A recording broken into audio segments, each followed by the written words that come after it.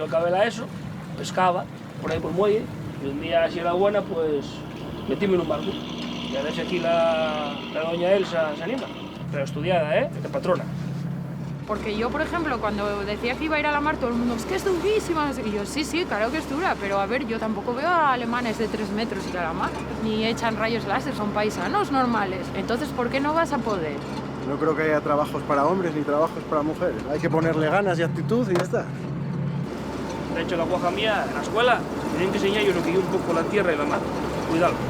A mí la mar es otro mundo. No sé, a mí y en mi vida. Mi padre ya era marinero y luego pues yo lo mamé con él. Empecé a pescar aquí en 2006, pero trabajando en la hostelería. 1.000 millones como Adu, que vengan. Luego aquí pierdes la noción del tiempo. Aquí se te pasa el día y a veces que no mires ni el reloj. Que habrá quien no lo quiere y prefiere estar en una oficina. Yo me gusta más estar al aire libre. Luego aparte yo en fin de semana cojo la caña todavía. Es una pasada.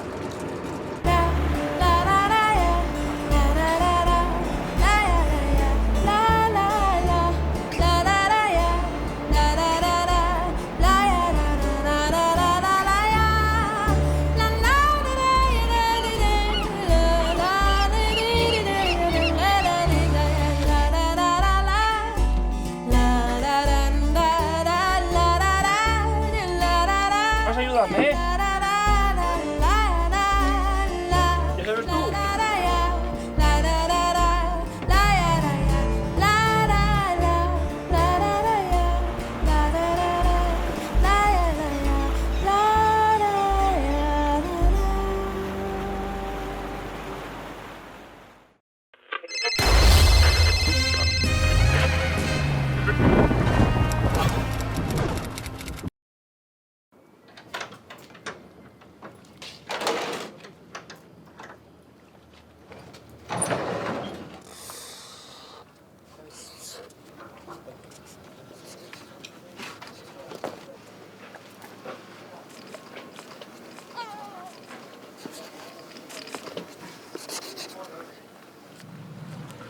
Yo acabé la ESO, pescaba por ahí por el muelle, y un día, si era buena, pues metíme en un barco. Y a ver si aquí la doña Elsa se anima.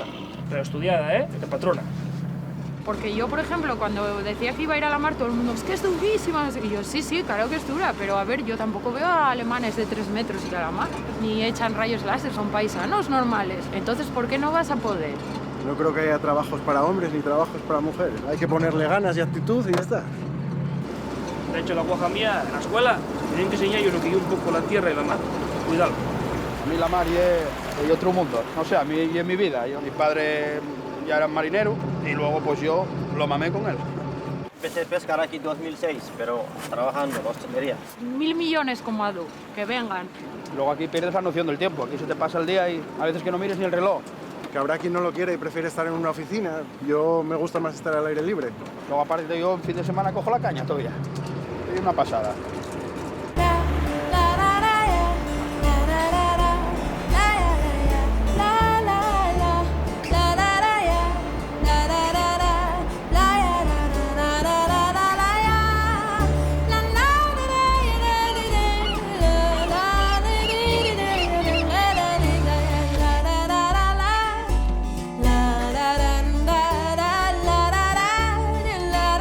Vas a ayudarme,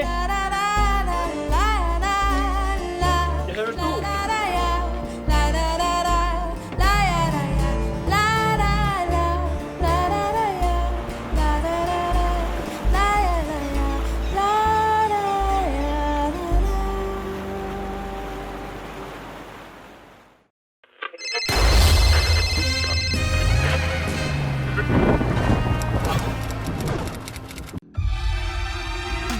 Subimos a lo más alto para llegar hasta ti. Boxon 3 Comunicación Natural. Colaborador oficial de la Semana Negra de Gijón. Buenas tardes. Vamos a seguir la tarde con la presentación de un libro de Fermín Goñi, su última novela, que se titula Un día de guerra en Ayacucho. El título no sé si está bien en la entrada, en el programa creo que venía mal. Es Un día en la guerra de Ayacucho, que no está. Es Un día de guerra en Ayacucho.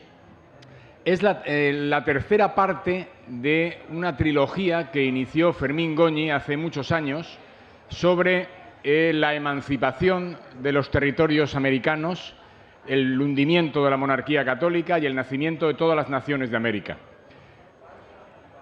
La primera fue Sueños de un libertador, que es la historia de Miranda, una historia apasionante que acaba además con la entrega de Miranda con el hundimiento de la Primera República de Venezuela y la entrega de Miranda por parte de Bolívar, entre otros. Bolívar en ese momento todavía no es protagonista de la historia de Venezuela, es un joven con aspiraciones, con pretensiones, que luego Fermín va a tratar al final de su vida, cuando ya es un hombre viejo, a punto de morir, enfermo, y hace otro libro, una segunda parte de ese sueño de un libertador, que es Todo llevará su nombre, que es una biografía o una revisión del final de la época de Bolívar. Y ahora nos presenta un tercer libro que remata esos dos puntales de la emancipación americana, que es la batalla de Ayacucho. Ayacucho es el punto final de la dominación de la monarquía católica en América. Es el hundimiento de ese monstruo institucional que abarcaba ambos mares y que crecía a ambos lados del mar y en el cual, en teoría, nunca se puso el sol, ¿no? Pues ese enorme monstruo entra en crisis en 1808 y en 1824 es la última batalla, el último encuentro de los últimos defensores de la monarquía contra el ejército del libertador, que en este caso, además, Simón Bolívar no es el protagonista. Pero además, Fermín nos narra la historia con una peculiaridad. No solo nos va a ir presentando a todos los que van a dirigir esos dos ejércitos de esa impresionante guerra civil que es la emancipación americana, porque hay que tener en cuenta que la mayoría, ahora nos lo va a explicar Fermín, pero la mayor parte de los combatientes en esa batalla, como en casi todas, son americanos.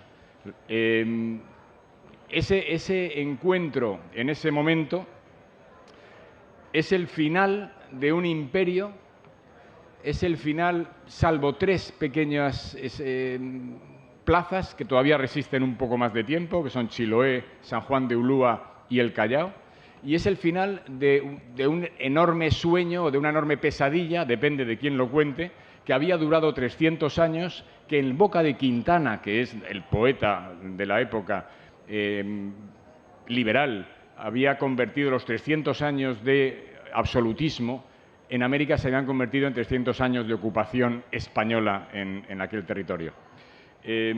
Fermín nos narra esto con, ya digo, una descripción de los personajes fundamentales, de los protagonistas fundamentales, pero además con una perspectiva diferente también, que es la de los soldados. Hay una protagonista que nos va a guiar un poco, no solo por la batalla de Ayacucho, que es lógicamente el final del libro, sino por la anterior batalla de Junín, que es determinante y que ahora nos va a contar. Y para mí, mi primera pregunta para Fermín es ¿por qué eliges a una mujer, a una cantinera, a una rabona, como se la llama, son las acompañantes del ejército, esposas o no, de los soldados que acompañan al ejército en retaguardia y que además colaboran en todo tipo de labores, no solo de cocina, costura, curas, en fin, es el complemento de cualquier ejército en movimiento y este se convierte en un elemento fundamental porque, entre otras cosas, su perspectiva de la primera batalla de Junín también es especial. Entonces yo no sé si ahí hay un paralelismo, ¿no?, entre el mundo tal y como él lo plantea, tal y como cree que debe explicarse el hundimiento de la monarquía, quizá con el nacimiento de este niño, ¿no? No sé, ¿por qué elegiste una rabona como conductora del texto de la batalla de Ayacucho? Hola, buenas tardes. Lo elegí porque es el homenaje a las mujeres que participaron a lo largo de los casi 15 años en lo que se llamaba la campaña libertadora por parte de las tropas de Simón Bolívar, y porque ya iba siendo hora de que las rabonas, se llamaban así, como en México se llamaban adelitas, alguien las rescatara del olvido de la historia, ¿no? porque como decía Alfonso, las Rabonas eran un batallón del ejército más. Cosían ropa, cosían heridas, cocinaban, cargaban armas, porteaban, o sea, llevaban peso, hacían de todo. Sin ellas, esta guerra hubiera durado no sé cuánto tiempo más o se hubiera acabado no sé cuánto tiempo antes, ¿no? Y a mí me parecía que había que recordar el papel que tuvieron estas mujeres y elegí a una Rabona colombiana y a su marido, que son el hilo conductor de una novela de acción y de una novela de batallas, pero también de una novela fundamentalmente de personajes, de pasiones. Hay pasiones en las personas que intervienen y paisajes. Todo esto teniendo en cuenta que yo lo hago mediante un ejercicio que es francamente difícil, ponerme en el año 1824, no verlo con los ojos de hoy, sino verlo con los ojos de lo que entiendo yo que pasaba en aquellos años. En resumen, el libro es un homenaje a ese batallón de mujeres que eran esposas, hijas, familiares, amigos, lo que fuera, ¿no? Que acompañaban al ejército siempre en la retaguardia, pero que en las batallas estaban en primera línea porque se encargaban, por ejemplo, del traslado de los heridos. Entonces, un día de guerra en Ayacucho es el día de guerra, lo que antecede y un poco de lo que va a venir después, porque, como decía Alfonso, se acaba la presencia de la monarquía hispánica militar en América del Sur, pero entonces comienzan los problemas que durante 50 años va a tener América del Sur, primero para definir las fronteras de las naciones y luego para generar la paz entre ellos, porque lograron la independencia, pero ni lograron libertad, ni lograron ponerse de acuerdo, pues prácticamente en casi nada. Decías que es un libro de aventuras, un libro de guerra. Efectivamente, lo que nos va a contar es una batalla, pero es un libro periodístico. Yo creo que se me ha olvidado decir al principio que Fermín es periodista también. Bueno, yo fui. Además, fue periodista, pero en su técnica de escritura hay una forma de trabar la información y de ir soltando información que es muy periodística, es muy viva, muy dinámica, muy activa. Mezcla muy bien los personajes reales con las anécdotas y va dando una vida especial a todo aquello. Son personajes, además, que la mayor parte de los oficiales que combatieron en la batalla de Ayacucho forman parte del grupo que luego se llamó los Ayacuchos, que son los que luego van a venir a tener un papel fundamental en el nacimiento de lo que va a ser España a partir del 37 y todo con la Primera Guerra Carlista, ¿no? Déjame que diga una cosa. Para que os hagáis una idea, esta es la mayor batalla que ha habido en América del Sur en la historia del mundo.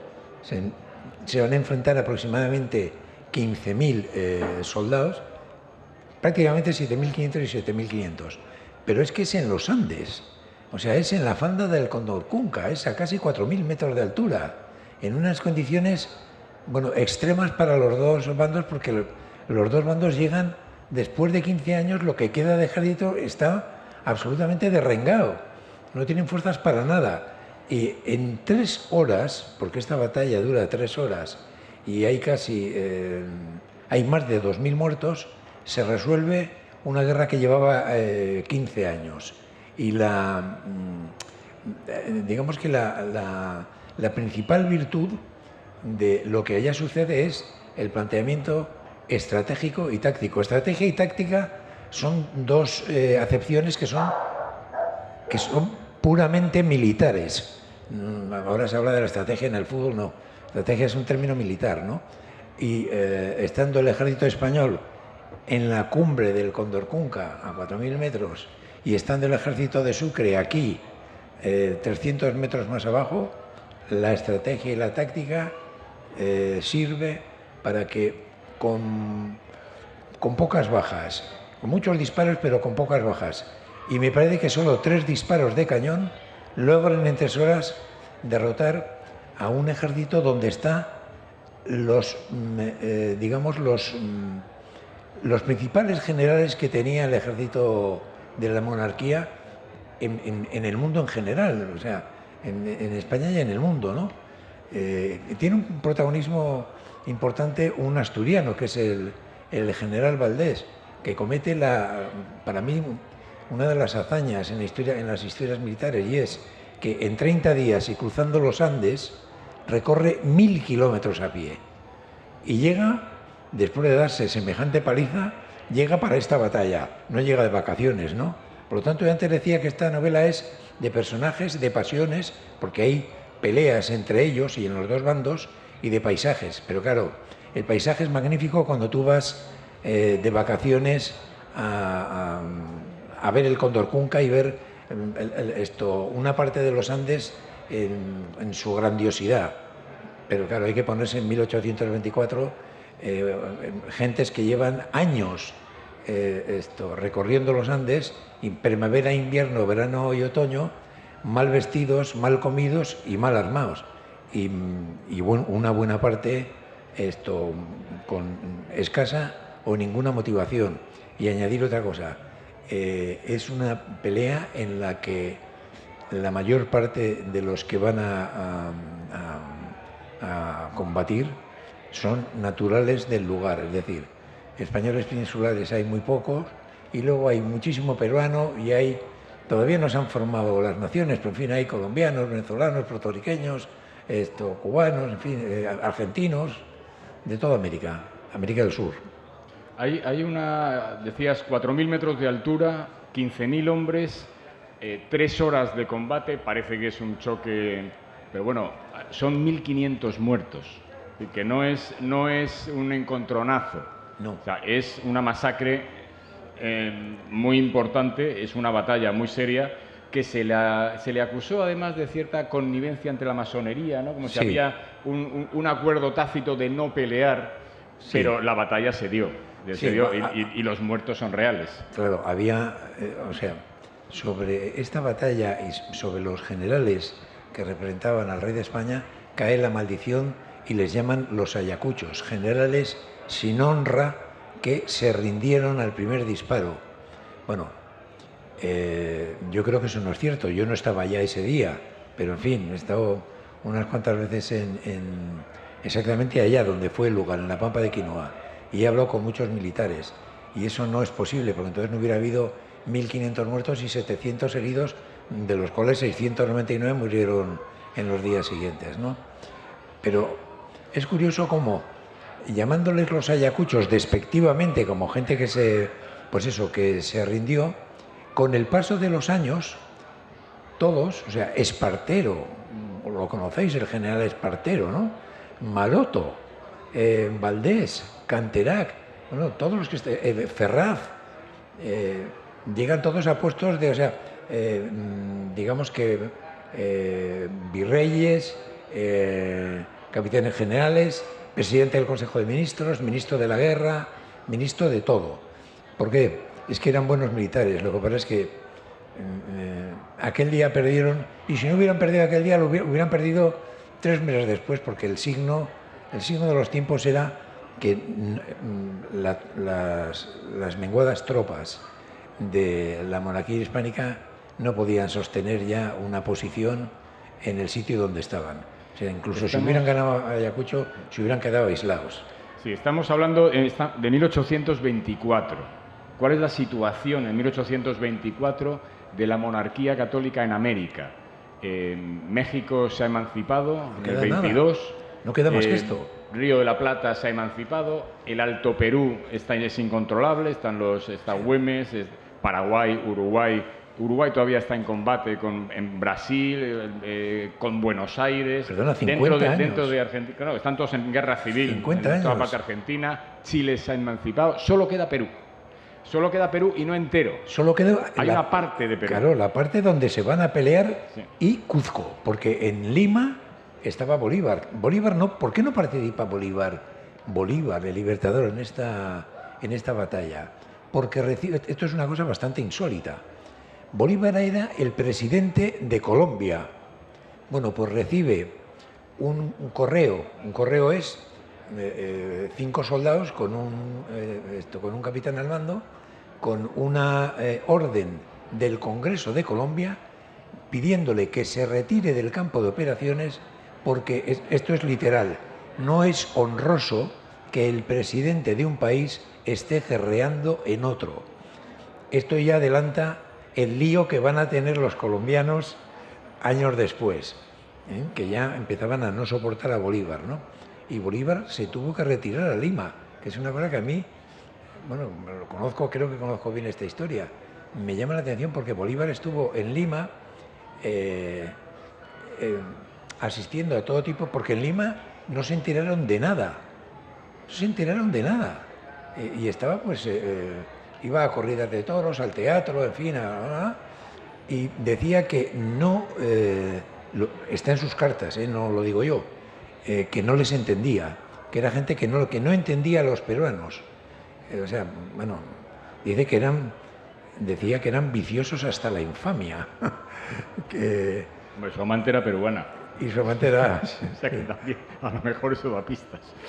Pero digo que hay una situación curiosa, porque en principio parece que en ese periodo, a pesar de que la monarquía había perdido casi todos los territorios, sin embargo estaba muy segura en el territorio del Perú, hasta una situación que se da un poco antes, que es coincidiendo con la vuelta de Fernando VII al poder, después de los 100.000 hijos de San Luis en la península.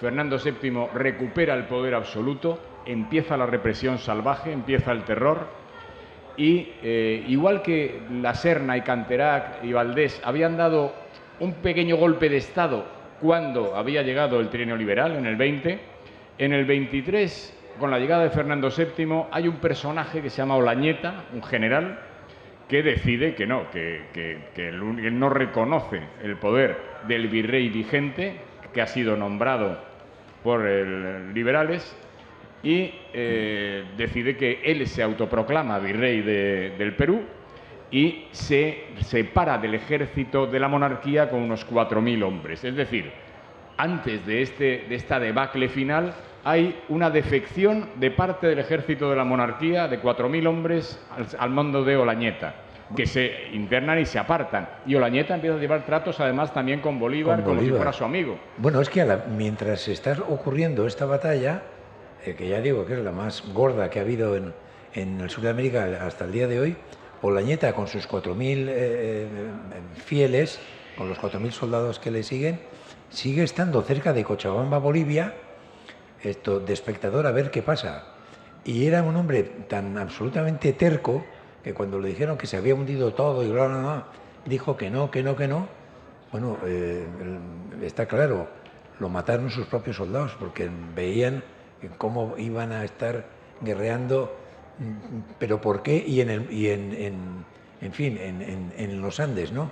Esa es una de las cosas que explica por qué esta batalla fue tan desigual, porque, en fin, el ejército del virrey La Serna es que tenía al ejército de Bolívar enfrente, pero es que en la retaguardia tenía a 4.000 soldados suyos al mando de un descerebrado, porque Olañeta no es una persona normal, o sea, una persona normal no hace lo que él hizo. Pero no solo eso, sino además unos meses antes había tenido lugar un suceso también sorprendente, que es la batalla de Junín. Junín es así arranca el libro, con la batalla de Junín. La batalla de Junín es determinante, no sé si es la única, pero es una batalla en la que no se disparó ni un disparo, no hubo ni un tiro. Esta es la única. Es una carga frontal de caballería. La situación era que el ejército de Canterac se iba retirando, mandado por Canterac, que es uno de los generales que luego participan en Ayacucho, se va retirando. El ejército de Bolívar va detrás, pero despacio. Digamos que en vanguardia de ese ejército, cuando hablamos que se mueve un ejército, son kilómetros de movimiento. Alfonso, unos iban, el lago de Junín es muy grande, es el lago más grande y más alto del mundo, pues está a más de 4.000 metros, y Canterac iba por la parte de la derecha. Si lo miramos en este sentido, o sea, de Lima hacia Quito, iba por la derecha y Bolívar iba por... Bueno, las tropas de Bolívar iban por la izquierda porque Bolívar iba 15 kilómetros más atrás. Y Canterac organizó, por un impulso de los que tenía, porque era muy vehemente, organizó una carga de la caballería sin orden. Bueno, dijo porque cargar. él cree detectar un error en la marcha del Sí, que ejército van de Bolívar. adelantados. Un error que es que la caballería de Bolívar va adelantada, muy adelantada respecto al resto del Pero ejército, eso es en cierto. vanguardia. Eso es cierto. Y es un error de marcha. Y entonces él cree que dice, mira, vamos a aprovechar, les damos un mazazo, arrasamos su caballería y eso que llevamos ganado.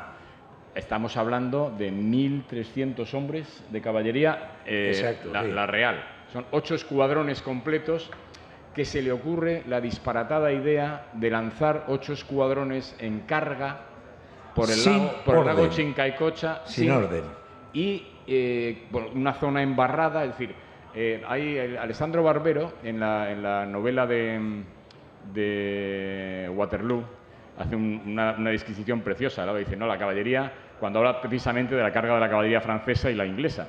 Y cuando carga la caballería inglesa es un desastre total, dice, la caballería es un arma de un disparo y si sale mal no hay donde esconderse.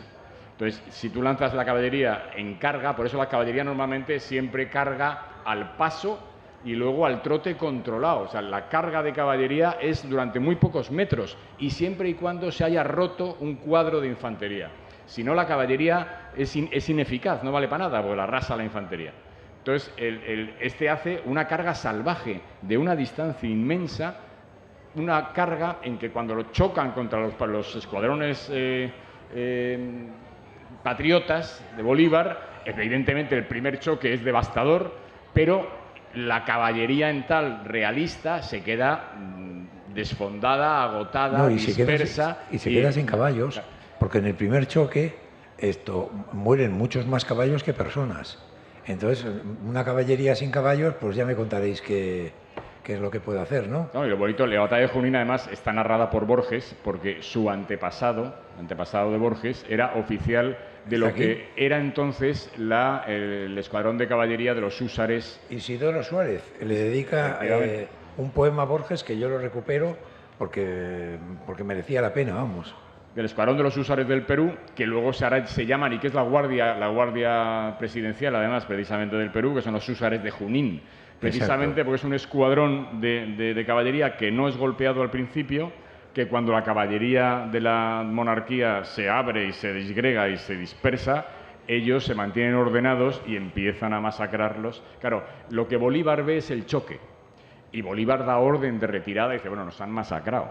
Y entonces, orden de retirada, orden de reagrupamiento, pero los correos que van y vienen informan y Isidoro Suárez dice, no, cuidado, que no estamos desarzonados, que esto tiene futuro.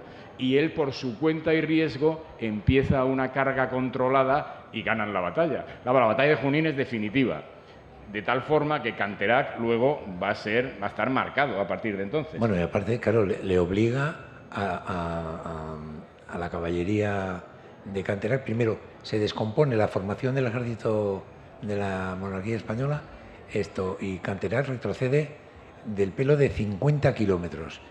Cuando tú retrocedes 50 kilómetros por una zona que tú ya has transitado y has ido dejando provisiones, armamento, la medicina que había entonces, bueno, y todos los heridos, es una calamidad enorme, pero lo peor, porque eso lo cuenta Ferraz. Ferraz es el nombre de una calle en Madrid donde está la sede del Partido Socialista, pero él es un militar, ¿no?, de caballería. Lo principal de todo es que afecta a la moral de la tropa. A partir de ese día, la caballería de Ferraz, que no había perdido una sola batalla en 15 años, ya no tiene ganas de nada porque ve que sus jefes les llevan directamente al precipicio, cuando no a la muerte, ¿no? Y entonces, claro, a partir de esa batalla, bueno, hay escaramuzas y todo eso. Nos quedan 5 minutos, pero hay una cosa que nos gustaría que nos contaras rápidamente, Fermín. Hay un hecho muy extraño, muy curioso en la batalla de Ayacucho. Sin desvelar nada, ¿no? Sin desvelar nada. Sin desvelar... Sin desvelar el final, no sabemos cómo acaba. El mismo día de la batalla, por la mañana, haciendo reconocimiento, ya sé lo que me se encuentran dos oficiales. Pero no lo cuentes. Pero ¿cómo que no? Cuéntalo tú. Por eso te digo, ¿qué pasa ahí? Bueno, es que es parte de porque es una historia que no se conoce, ¿no? básicamente lo siguiente. De forma accidental se encuentran el general Lara, español, y el general Córdoba, venezolano. Por cierto, que es un general que tiene 25 años. Y se encuentran uno al lado del sí, río. Hay un río que divide la llanura. Hay un pequeño río en la base del Cóndor Cunca, yo lo he pasado porque ese río existe en la época de lluvias. O sea, y cuando no hay lluvias está la hondonada, ¿no? Bueno, y entonces se reconocen los dos, que son generales por las charreteras y todo esto, y se acercan a caballo y le dice Lara a Córdoba: mi general, puesto que dentro de muy poco nos vamos a enfrentar, ¿qué le parece si dejamos que los que sean familiares de ambos bandos se puedan juntarse para darse un último abrazo? Esto es insólito en la historia de las guerras en el mundo mundial. Y le dice: pues yo no tengo autorización, pero deje un momento que voy a consultar. Sale al trote, lo consulta con Sucre. Con Sucre, y Sucre le dice: si no pone en riesgo nada, pues adelante. Y ese es un capítulo, bueno, o sea, de lo más emotivo, porque claro, se citan quiénes son los que se están abrazando, que son hermanos que están en bandos opuestos, que se van diciendo, ¿no? Y una vez que se acaban todos los abrazos y los besos y todo lo que vosotros queráis, cada uno se va a su línea de ataque y a partir de ahí disparan a matarse. Que esto, en fin, es también bastante sorprendente, ¿no? Bueno, pues este es el final, el hundimiento definitivo de la monarquía. Digo que a partir de ahí quedaban 3 plazas, un largo camino de creación nacional en toda Latinoamérica, pero lo curioso también es que la batalla de Ayacucho en España no tuvo ninguna repercusión. A nadie le importó nada la batalla de Ayacucho. De hecho, no. La noticia de la batalla de Ayacucho fue un pequeño breve en el Diario de Madrid, ¿no? Donde, bueno, un encontronazo en Ayacucho con las tropas... No, la frase textual es... no, o sea, se refieren a que bueno, hay pequeños incidentes por América del Sur y lo digo porque tengo ese diario, tengo una imagen escaneada, ¿no? Y dice: se nos informa también de, y abro comillas porque esto es textual, del desgraciado incidente de Ayacucho, cierro las comillas y punto, y sigue hablando de otra cosa.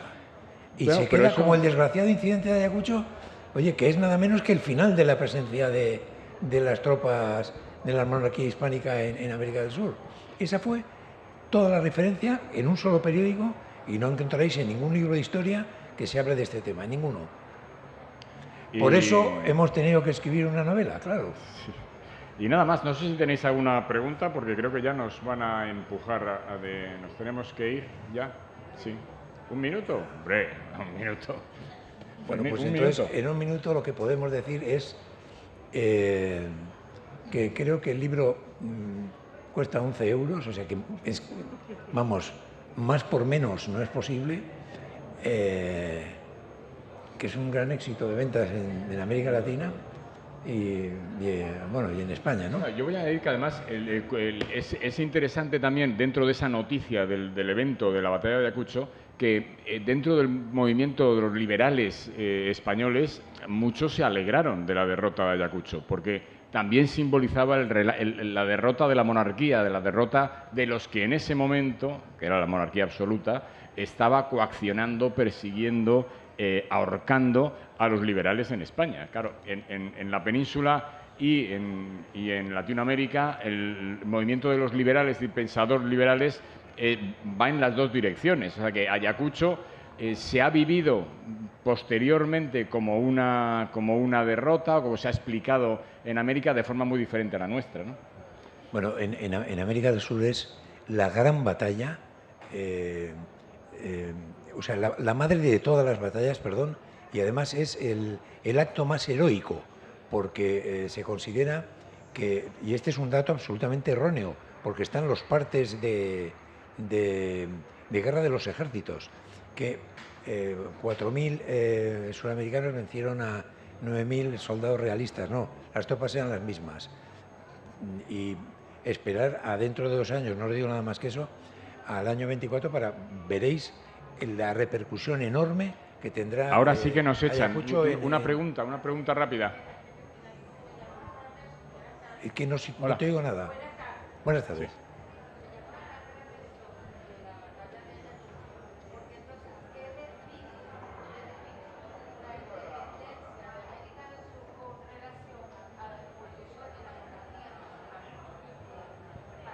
¿Qué define? Yo no entiendo la pregunta. ¿Qué define la emancipación de América del Sur respecto a España? ¿Qué define? Es que, claro, ¿qué define? Eso es un proceso. O sea, en la batalla de Ayacucho fue la última. Me tengo que cortar ya, me temo. Ahora. No. Bueno, a partir de ahí empieza una guerra infinita. De 50 años. Claro, es antes. Carabobo es anterior. Carabobo es anterior. Bueno, pero oye, a partir de Ayacucho empieza un proceso de creación nacional en toda Latinoamérica. Ni mucho menos acaba la guerra. Empieza la guerra en todas partes.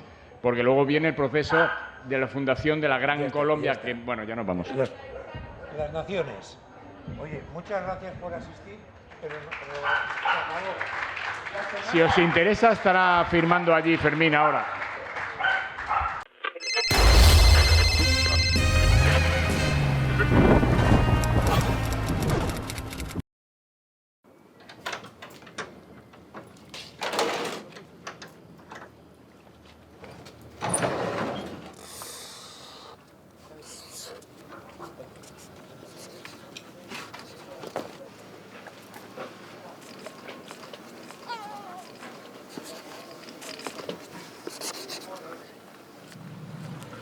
Yo acabé la ESO, pescaba por ahí por el muelle, y un día, si era buena, pues metíme en un barco. Y a ver si aquí la doña Elsa se anima.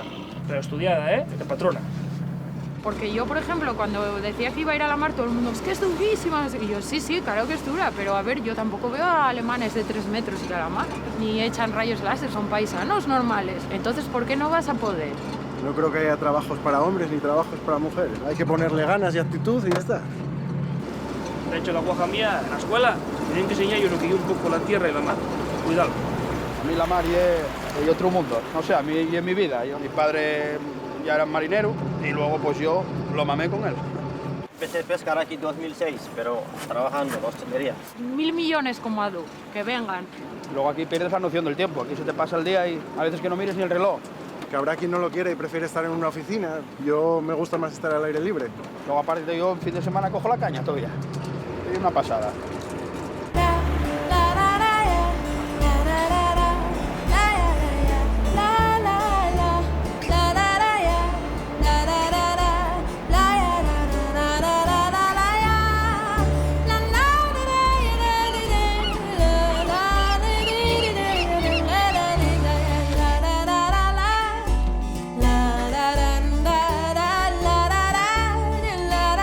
Vas a ayudarme, ¿Ya sabes tú?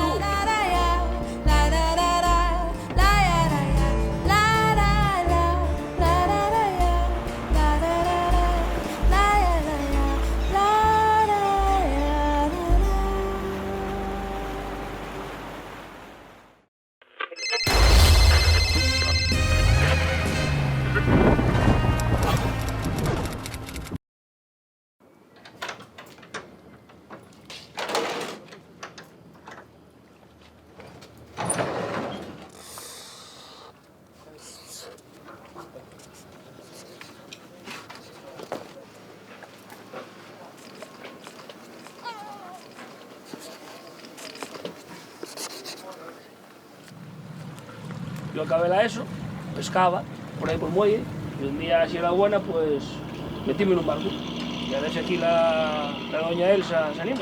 Pero estudiada, de patrona. Porque yo, por ejemplo, cuando decía que iba a ir a la mar, todo el mundo, es que es durísima. Y yo, sí, claro que es dura, pero a ver, yo tampoco veo a alemanes de 3 metros y a la mar, ni echan rayos láser, son paisanos normales. Entonces, ¿por qué no vas a poder? No creo que haya trabajos para hombres ni trabajos para mujeres. Hay que ponerle ganas y actitud y ya está. De hecho, la guaja mía, en la escuela, me tienen que enseñar yo lo que yo un poco la tierra y la mar. Cuidado. A mí la mar y otro mundo. No sé, a mí y en mi vida. Mi padre ya era marinero y luego pues yo lo mamé con él. Empecé a pescar aquí en 2006, pero trabajando en hostelería. 1000 millones como Adu, que vengan. Luego aquí pierdes la noción del tiempo. Aquí se te pasa el día y a veces que no mires ni el reloj. Que habrá quien no lo quiere y prefiere estar en una oficina. Yo me gusta más estar al aire libre. Luego aparte yo en fin de semana cojo la caña todavía. Es una pasada.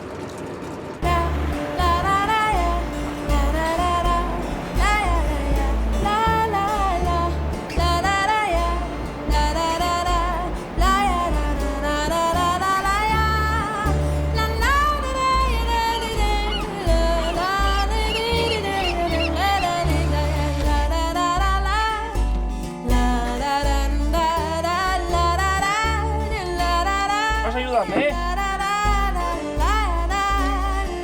¿Ya sabes tú?